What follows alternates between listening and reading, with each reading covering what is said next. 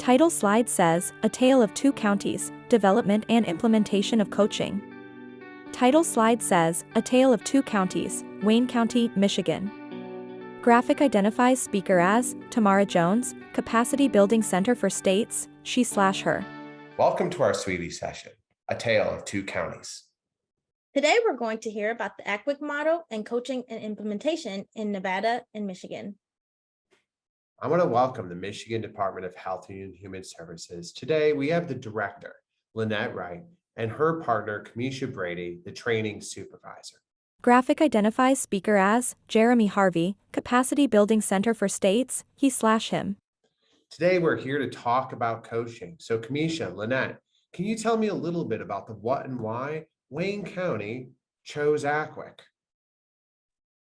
Well, one of the reasons why we chose the coaching model, well, first, it started off as a journey. Let me say that. We recognized that we had an issue with retention with our staff. We also recognized that there was some issues with morale and a disconnect between managers and the workforce. Graphic identifies speaker as Lynette Wright, Michigan Department of Health and Human Services, she/her. So we wanted to remedy that. We understood that as an agency and as a county, we need to make a change. So we reached out to Centers for States and we started to explore different types of models. And the coaching model seemed to be what we needed. It encouraged our managers to encourage their staff to grow and to develop their strengths and play on those strengths and also be a part of the decision-making that happens in the county. And hopefully giving people a sense of purpose. Everything should not come down from the top. And we understood that. And we made a commitment as a management team to start this process with management because we recognized that we really needed to make a change because how we were managing was no longer working in the county. And we wanted to be a part of a big change. So that's pretty much the reason why we chose to do this model. And we've been happy trying to implement it and we're going to keep going. Kamisha, is there anything that you would add to that? Yeah, just to kind of piggyback off of what Lynette said, one of the things we recognize is that coaching is necessary for sustainability across the workforce. Graphic identifies speaker as Kamisha Brady, Michigan Department of Health and Human Services, she/her.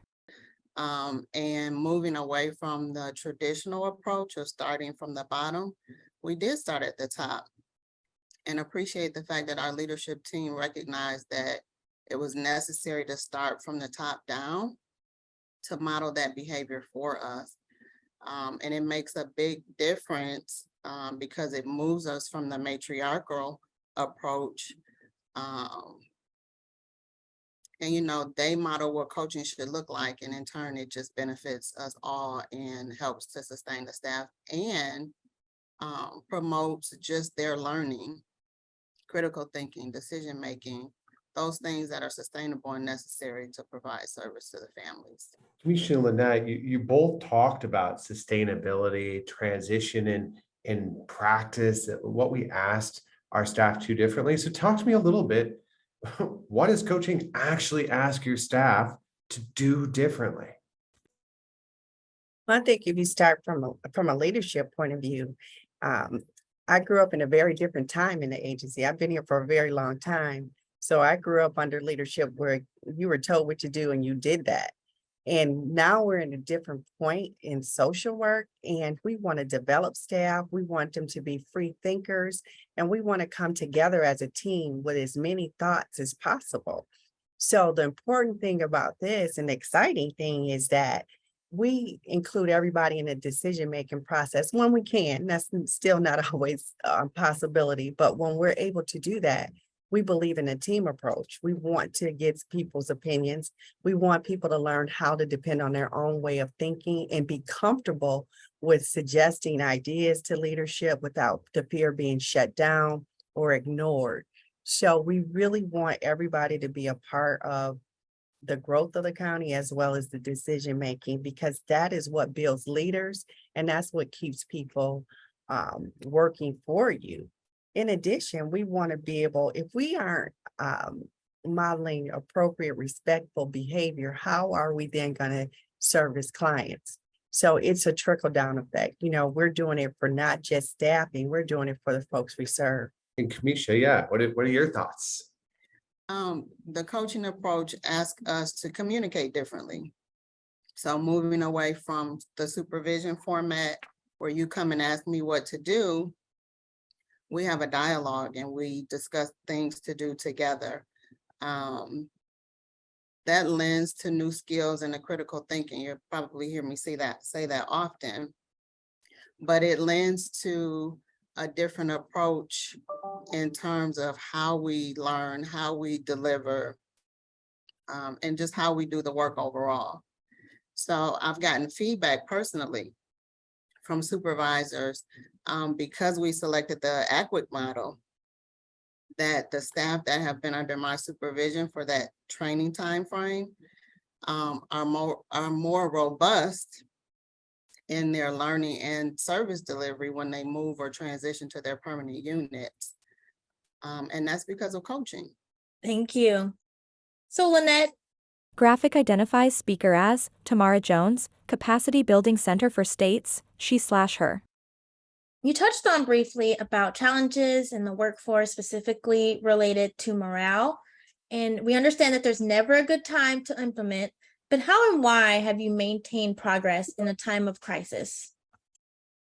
Well, the why is we don't really have a choice. If you talked about retention and you can't keep folks, you got to make a change. Graphic identifies speaker as Lynette Wright, Michigan Department of Health and Human Services, she/her. Otherwise, we won't be able to function. You know, it's going to be we're in a crisis right now. However, we do have the hope that we will move above the crisis. We want the folks that are with us, because they are so bogged down with so many different priorities. We want them to feel supported by management. So perhaps they would stay. You know, what data tells us is that people are connected to people. So if we as managers show ourselves to be good people and willing to help and support our staff, you know, that's the connection to keep people there, because it's certainly not the workload, because the workload is extremely heavy. So we know that we have to use a different way of keeping people connected. So that is the why. What was the other part of your question, Tamara?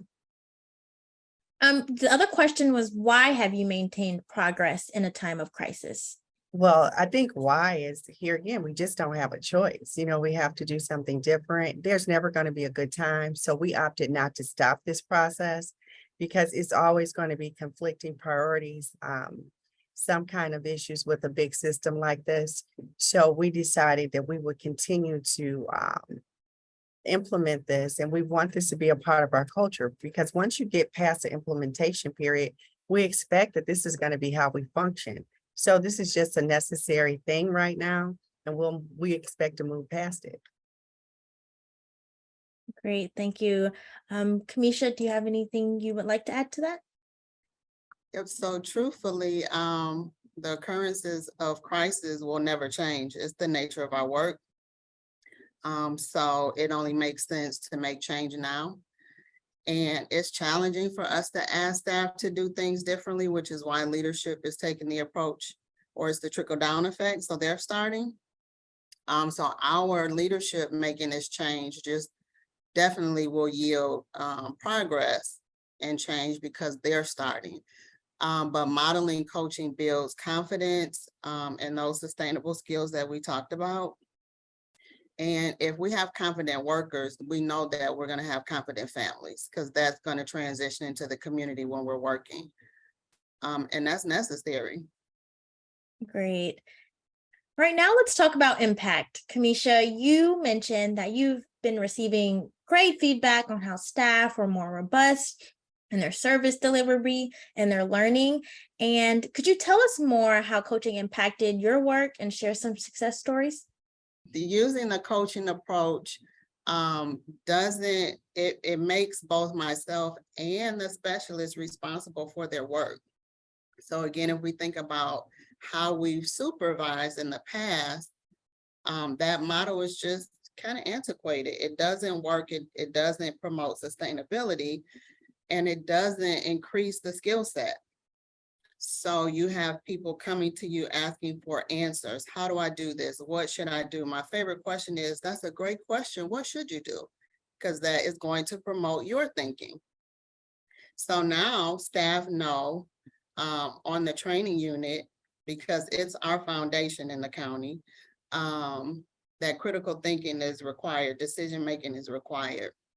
So as opposed to coming with those questions, they know that they have to come prepared. So they're coming with their scenario, with the possible solution, and they're looking for feedback. That increases their confidence. Just today, someone came to me, a supervisor, and said, your training specialists were in my support lab that you invited me to yesterday, and it was a phenomenal group. Can I pick somebody from this group to come to my unit? That hasn't always been the testimony. But again, it's the coaching implementation. Thank you. It's really great to hear. Awesome. Lynette, do you have anything that you would add about what you've seen as the director for the county and feedback from staff and impact? I've seen, it was really interesting. I was in a meeting a few weeks ago with some sections, and a couple of the sections refer to the coaching model and how they're trying to change their approach.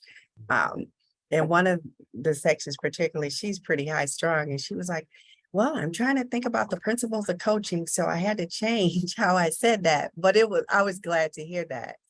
And even for me, how I approach things differently. For example, Kamisha and I had a conversation when she went through a child death, and I reached out to her. How are you doing? How do you feel about how we handled it? She gave me some feedback. Some was good, some was some things that we as management could definitely improve on. So I took that back, but I think it's important to take the time to reach out, to people who are going through some challenges, because regardless, if you have a child death, that impacts us all. And being a supervisor on a case like that is, that's major. So as a management team, I think people need to see that we reach out and we're available, and we can provide some secondary trauma care for them as well. I don't know, Kamisha, did you have any comments about that particular situation? I'll say that I was grateful for the outreach effort. And one of my questions was, after she asked me how I was, I asked, do I have permission to be honest? And she was welcome. She welcomed my honesty. And I'll be honest, I know who I am. I can be pretty assertive. I'm not really fearful. But I asked permission, right? But that's not everybody's strong suit. Because we have been in a matriarchal culture, work culture in the past, some people would say, I would never dare, express how I truly feel, because they don't know if there's going to be any backlash, or, not respective to our current leadership or anybody to be identified, but that culture just breeds not the best for our morale. But being asked by your county leadership or checked upon, how are you? That's awesome. And I appreciated that. And I appreciated the fact that she took my feedback and she did model coaching during that call. Now, I wasn't expecting it, so I'm glad I was camera ready, but it was a great conversation, and she made some acknowledgements, good and bad. So it was awesome. Lynette and Kamisha, I really want to thank you for your time today. Implementing coaching within Wayne County and Michigan is an incredible approach to supporting your workforce. And I just want to thank you for your leadership and your consistency in this effort. Thank you for the opportunity. Thank you. Title slide says, A Tale of Two Counties, Clark County, Nevada.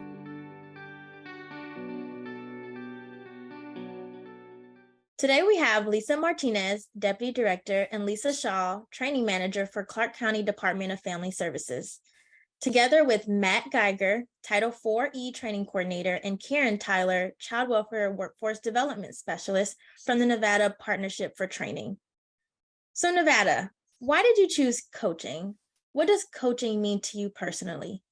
So I'll go ahead and start us off, and thanks, Tamara. It's because it's really, what problem were we trying to solve by choosing coaching? Graphic identifies speaker as Matthew Geiger, Nevada Partnership for Training, University of Nevada, Las Vegas, he/him. And going down the path of actually developing training. In essence, we were having some struggles moving away from a compliance-based practice. And a couple of years before, we had moved to a safety model that was really rich in family engagement and empowerment. And we were seeing struggles. We were doing a lot of training at the workforce level, and is actually the purveyor of the model that we ended up choosing, did literally years of training, along with my team, which did some motivational interviewing training. Actually, motivational interviewing is actually part of our safety model and is expected to be used with families in the engagement and the practice that they partake in. So it was a struggle to move from being kind of prescriptive and compliance-based in the interactions with families to something that was more engagement-focused and really trying to get at the core reasons for the maltreatment. So we ended up choosing coaching. And this is really exciting to me because as someone who oversees a training entity, the more support you give people after a training, the more it's going to stick, because you have to start applying kind of the things that you're learning into your practice. And so if you're able to talk to somebody about that, the struggles, and have somebody facilitate a conversation around what needs to happen next, rather than being told what you need to do, that is really, you're going to have more traction on the behavior change that you're wanting to see from the training, along with really growth in the person's practice moving towards what you're wanting to do. So I was very excited that we wanted to go down the path to be able to give leadership, and really specifically here, supervisors, the skill set of coaching to be able to facilitate conversations around our safety model, which to a lot of people can be complex. And there's a lot of things that you need to do to be able to arrive at the decisions that you need to make, per family. So that was exciting to me, because the more we could do outside of the training room to get at applying what's being learned and so forth, and really building the critical thinking that needs to happen in the field. Now, pardon me. And to me, really, there's a couple things that come out of this, because we were moving from being a compliance and prescriptive practice with families, and one could argue you still had that kind of interaction going on between workers and supervisors. So using a coaching approach really took us to modeling what was being expected from the caseworkers and their families, to being incorporated into those natural conversations in supervision, in the water cooler conversations around cases and so forth. And so it just made sense to move to kind of embracing really this empowerment type of mentality with families and with staff. Now, the other thing that I'm super excited about is coaching gives you kind of like a macro intervention to kind of those workforce struggles that we all have, and to try to move the needle. We all have these retention issues. We have worker satisfaction issues with their job and so forth. Coaching touches those things in somewhat of an indirect way. Coaching improves the supervisor-worker relationship. We know from workforce data, not just in child welfare, but that is the #1 reason people will leave and having issues around retention, is having a good relationship with somebody's boss. We know that improvement in those types of issues can lead to a better organizational climate and culture, moving to more of a learning style or learning organization. And I think people being empowered and able to critically think and provide through a facilitated discussion with their supervisor, getting to solve their own problems, I think that's more, that leads to greater job satisfaction. You feel empowered. I think it leads to autonomy.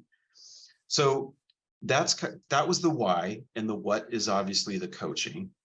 And from there, we wanted to move in that direction. Our state, Nevada, sought technical assistance from the Capacity Center to be able to come to us with different coaching models, let our jurisdictions and our stakeholders look at the different models that were out there. And we ended up choosing the ACWIC model.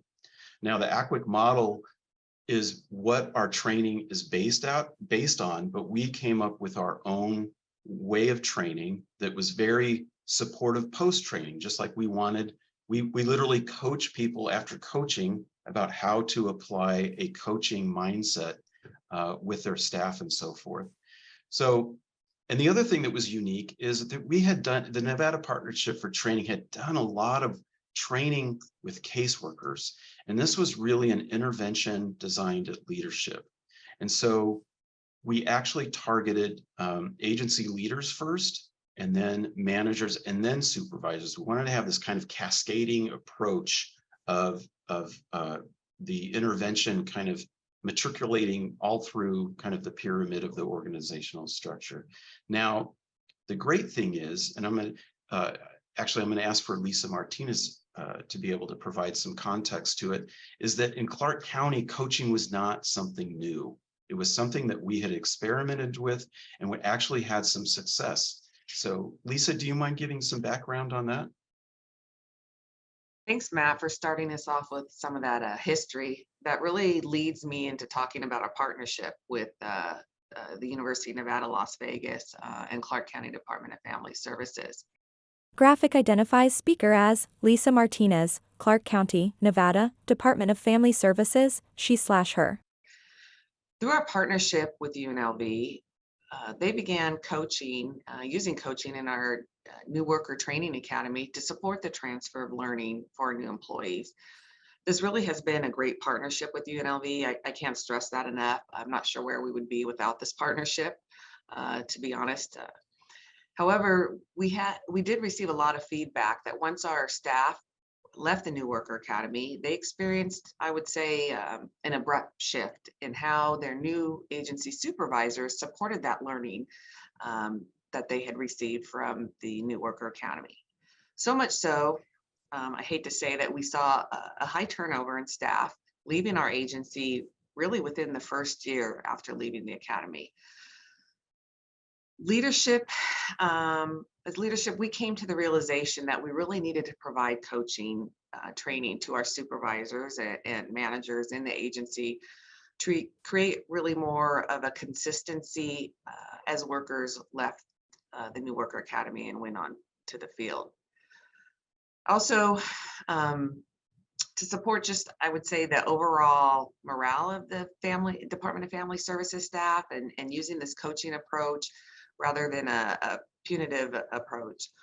So we rolled out coaching, as Matt you had mentioned. It was this cascade effect. It was our executive leadership, our managers, our supervisor, and really with that, we have really started to see the shift, really past starting, that our agency supervisors and leadership have really embraced and supported the coaching model, which really in return is just supports all of our agency staff. It really has been a nice, pleasant shift in our morale, our retention of staff, just how we just do day-to-day business. It's just the natural progression of the learning from the new hire academy or new worker academy and into the field. Great. I really appreciate that background. You did mention moving from compliant-based to engagement-focused practice. What does coaching ask staff or the organization to do differently? So Tamar, let me start by saying, and Matt had mentioned it, motivational interviewing is really inherent in our safety model here in Nevada. It partners and empowers families. Coaching is the equivalent to be less directive to staff and really to, as I mentioned, empower them. By no way, shape, or form does it direct families or staff. We started the initial motivational interviewing training, I believe it was 2008. And by the time we came to 2012, it was a mandatory training requirement for all of our agency staff. Coaching really honors our staff as the experts to determine how they want to improve and grow, continue to grow their professional skill and development. It also takes all the burden off our agency supervisors and managers to have all the answers all of the time. Allows them to be less directive and begins to create a focus on helping staff to develop mastery and autonomy in their own work, really honing those tools and skills that they have learned and practice and develop through the coaching model. Fortunately, our partnership with UNLV has really shifted our staff's mindsets. Karen, would you mind chiming in that? I think you have a great perspective on the shift. Sure, sure. Just in listening to you guys, I was just reflecting on some of the parallel processes Graphic identifies speaker as Karen Tyler, Nevada Partnership for Training, University of Nevada, Las Vegas, she/her. of the expectations in the field with workers, with their families. We don't want our workers to be directive with our families. We want our families to take ownership in their own lives because they're the experts. And thinking about it from the perspective of an agency as leaders, because we have a lot of great leaders, in the field. And in terms of that mindset, we're looking for a change in culture, right? Coaching is not another thing to do. Staff is doing it already, asking those powerful questions, reflecting. But what's required is really what, Lisa, you just mentioned, a change in the mindset. How do we move from being non-compliant? Matt mentioned earlier about non-compliance. With leaders, an approach from 4 different spheres: administrative, clinical, supportive, and developmental. And with that, staff, for them to understand the administrative piece, right? Not how many visits did you do this month? Let's talk about the visit. What did you learn when you were at the home visit? What are your next steps? So having conversations with staff, understanding, right? Because we're all federally funded and we have to meet those administrative goals. But even in that, having staff to walk them through, asking them questions. Why is it that your case notes need to be in on time, right? Having them to critically think through the process of how it connects with funding, and then how funding provides us the opportunity to continue to keep children and families safe. Also with that mindset from a clinical perspective, I've been in the field for quite some time, and there's a lot of walking in the office and telling me, tell me what to do. This is my problem. I need an answer. Help me to fix this. And then staff then becomes dependent on their supervisor or their leader. But with that mindset shift, just really helping staff to understand, you got this. You have the skills, you have the knowledge, you have the abilities to make the decisions that you need to make, and empowering them in such a way where before they come into the office and ask a supervisor, hey, tell me what to do, that they're sitting at their desk and they're walking through, thinking in a methodical way of how do I continue to keep kids safe. So with that mindset shift, it's really important for leaders to grow and develop their staff. The other 2 pieces is that supportive and developmental piece. And Matt or Lisa, one of them, mentioned about the engagement and relationships. That's very, very important in our field. And with coaching gives in child welfare, we recognize that there's a hierarchy and we need the hierarchy, but coaching puts us all on the same playing field, if you will, right? Despite our titles, we're all here for the same purpose of keeping kids safe. And with that, that's that engagement, relationships. How do leaders come alongside and support our staff? What are the needs? Oftentimes we know in the field that we're understaffed, but to be able to pause sometimes and have some conversations, I might say, hey, Lisa, what do you need right now? What type of support is it that's required for you to continue to keep kids safe? And then that developmental piece, as we as leaders shift our mindset, as we have one-to-ones, yes, we've got to check boxes and walk down the expectations, because that's a part of the process. Making sure we follow policy, absolutely. But in our one-to-ones, to really hone in on the staff as a person, What is it that they need? Where do you want to grow? Where do you want to expand? What are your challenges? And have them to do their self-assessments about where I'm skilled at, where I'm struggling at, and what are my next steps. We mentioned retention. One of the reasons for coaching is retention, and with retention, having conversations about where do you see yourself in the next 5 years? Where do you see yourself in the next 6 months? Sometimes we have to use a shorter time frame. But with that, us as leaders, really looking at things from a different perspective and shifting our mindset, not to do anything different because we're doing it already, but making sure that we're operating as leaders from an administrative perspective, from a clinical perspective, a supportive and a developmental perspective as we continue to grow our staff and engage them in relationships as well. I know, Lisa, we've had some conversations about, mindsets and culture shifts, things of that nature. What are your thoughts? Thanks, Karen. When you were speaking, what I heard loud and clear is the mind shift. Graphic identifies speaker as Lisa Shaw, Clark County, Nevada, Department of Family Services, she/her. And so when I'm asked the question, what is coaching ask staff to do differently? I don't think that it asks staff to do anything differently. I really do think it's a mind shift. And we talked about how, a couple of times we talked about how motivational interviewing is really embedded in the work that we do with our safety model.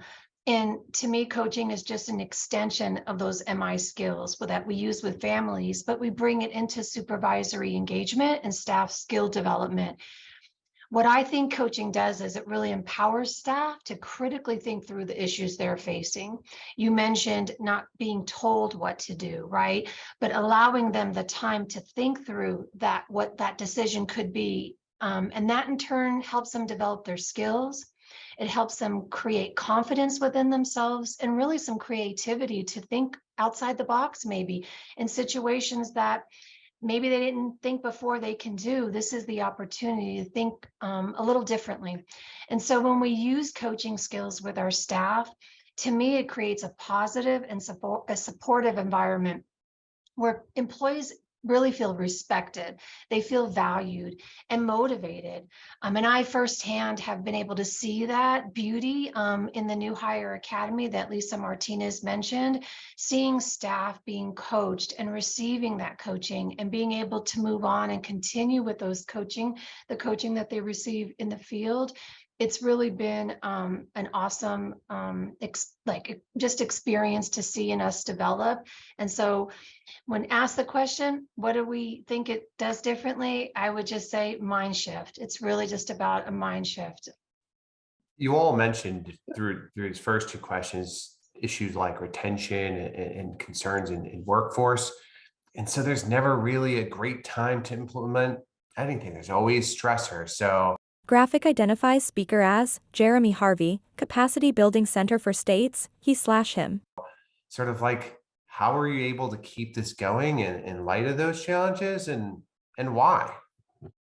So for us, for anybody who works in child welfare, right, there's always going to be demands for time, competing demands, right, for time, attention, and effort. It's the nature of the work that we do. We all know that when we signed up to work in this field. And because of that, prioritizing coaching as a mindset and philosophy, to me, not only helps the individual employee, but also impacts the organizational culture as a whole. Nevada, we were committed to implementing coaching prior to the pandemic, and we were in the process of training our staff when the pandemic hit. And so when I look back at that, I think, wow, that could have been really easy for us as an agency to just say, pause, stop, not right now, right? But we didn't do that. We believe in this approach, and we knew more than ever that our staff would benefit from the additional support. So we continued with the implementation of Coach NV. And I know, Karen, you were an integral part of that during the time when the pandemic hit, and being able to still provide the training for our staff and the individual coaching. And so what are your thoughts on never being a good time, but we did it anyway. Lisa, just as you were speaking, thinking back to the pandemic, right? I remember the day where everyone was told to go home, right? The world stopped. Graphic identifies speaker as Karen Tyler, Nevada Partnership for Training, University of Nevada, Las Vegas, she/her. And we were in the middle of an academy, as a matter of fact. And we had to pause and figure out how we go online. And even with individual coaching and our Coaching V course, those things were paused momentarily because we really needed to put into some measures of how we support staff in the field, right? Because we all know that we're first responders. And with first responders, although the world stopped, we still have to go knock on the doors and keep our kids safe. And after we were able to resume the academy and after we were able to resume individual coaching, some of the coaching sessions that I had with some of the leaders was really around how you support your staff in the environment that we're in. And it was a perfect time to continue with coaching because our staff knows their needs the best, right? They're the ones at home with the kids, with the teacher saying, hey, you have 3 children that need to be on the camera, things of that nature, and then the demands of the job. And it was really important as I supported staff in coaching and walking them through how they support their staff, helping their staff while they're in the field really critically think at that point in time, because we really were physically disconnected. And with that, there was a need for staff to have even more autonomy and to think even more critically. Leaders were right there supporting the staff, I know that. But if they're on the phone with someone addressing a concern or issue or supporting them through being in the home, making a decision, and someone else's, another staff is waiting to have a conversation, in the meantime, that staff has got to make some decisions. And that coaching approach really supports leaders and walking their staff through how to critically think, how to make decisions, and that autonomy. And even as we talked about earlier, that supportive piece, that was even more the reason for staff to join together and leaders to work in partnership, to have some flexibility and recognize what flexibility we have because you do have children at home and other responsibilities and things of that nature. So how can you still make sure that your job is done, that your family needs are met, and we keep children safe? And really supporting staff through, asking those questions to help them come up with their conclusions. And then as we all know, here in Clark County, we have a new administrative staff, and there's been a lot of turnover and things of that nature. And sitting down, having conversations about how it's impacting staff. There's never a good time, right? We're short staffed. We've got another academy that's coming up and we're filling in the holes. But in the meantime, let's talk about how I can support you right where you are. Because it's easy, as Lisa mentioned, to say, hey, we're going to put coaching to the side because we have these other administrative things that we need to do. But remember, coaching approach really supports those 4 spheres. And with that, it's even more the reason now for leaders to continue coaching their staff so they can figure out how do we make this transition. Even with Coaching V as a whole, right? It's a mindset shift.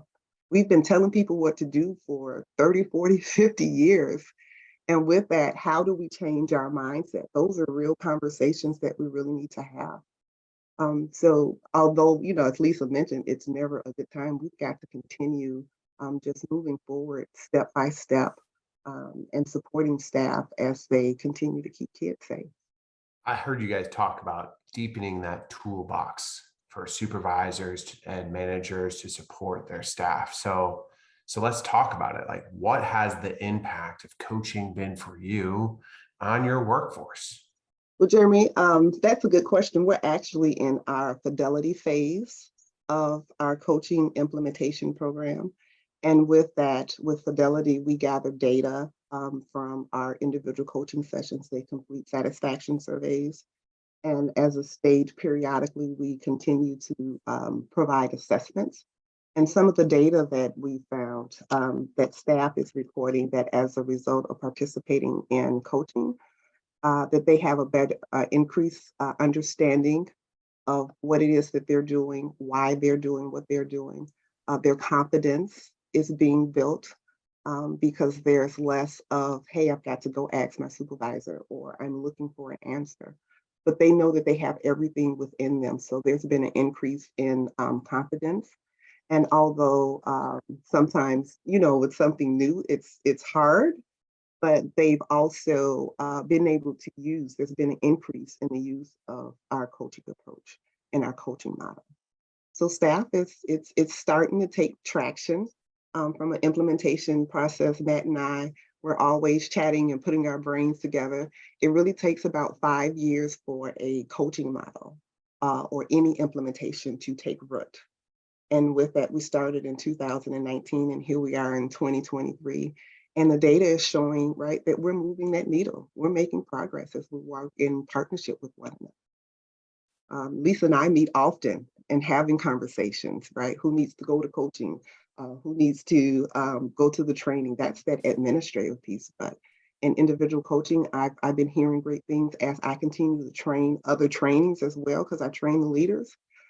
There's conversations about coaching and how they're still excited and the challenges. We really have we have some real conversations about the challenges. And I just ask them those questions, coaching them through how do you work your way through the challenges. And Lisa and I put our brains together, and Lisa has heard and saw some of the improvements as well. Thanks for that, Karen. I guess in my mind, one of the biggest positive impacts for our agency at Clark County Family Services. Graphic identifies speaker as Lisa Martinez, Clark County, Nevada, Department of Family Services, she/her. We've really seen how implementing coaching for our staff they've really embraced the model. As you mentioned, and Lisa Shaw mentioned, it would have been easy for us to just move on, pandemic hit, focus elsewhere. But, we were committed to, going forward. And I think as a result that it really has improved our agency morale and culture. Now, as we've transitioned out of the pandemic, and I'd like to say life goes back to normal. It's really a different normal, right? People's priorities have changed, and how they reflect on life and their work life has changed. Our staff is using these coaching tools in their day-to-day work, and they want to use the tools. They find it refreshing. They embrace it. I would add that just coaching teaches our agency employees just new skills for success, and it helps them improve productivity at work. Having a manager, a supervisor, your executive leadership that's also a coach really makes them more approachable. So when we have new employees coming, out of our training academy, our new worker academy, they feel more comfortable reaching out to their supervisor, manager, agency director. And for me, that really sets the tone to develop and improve our agency morale and culture. Karen, you had mentioned our agency has had a lot of changes in our leadership due to COVID, retirement. People decide to move on to other things. And for me, the little baby steps that we have taken and the bigger steps that we have taken to improve our agency morale and culture are just huge. And I really have to contribute that to our coaching model. It hasn't been easy, I'll say that. Pandemic didn't help, obviously. So it wasn't just this miraculous life-saving thing. It took baby steps. Change is never easy. Change is never easy in child welfare. So getting staff to buy in and feel comfortable with the model, it's taken some work, right? And that's okay, because at the end result, we're seeing the fruits of our hard work. Lisa Shaw, you might have a different perspective or something to add to my thoughts. Thanks, Lisa. I really think the greatest impact in my mind is really how coaching builds a foundational mindset of how we all work together. It develops autonomy for staff. Graphic identifies speaker as Lisa Shaw, Clark County, Nevada, Department of Family Services, she/her. Right? It saves, we talked about saving supervisors time in one-to-one meetings because their staff now come forward with solutions because they know their supervisor will ask them for their thoughts and the best next steps. So no longer is it, here's my issue, tell me what to do. It might be, here's my issue, but on the receiving end as a supervisor, the questions being asked are, well, what are your thoughts on that? What do you think the next best approach could be?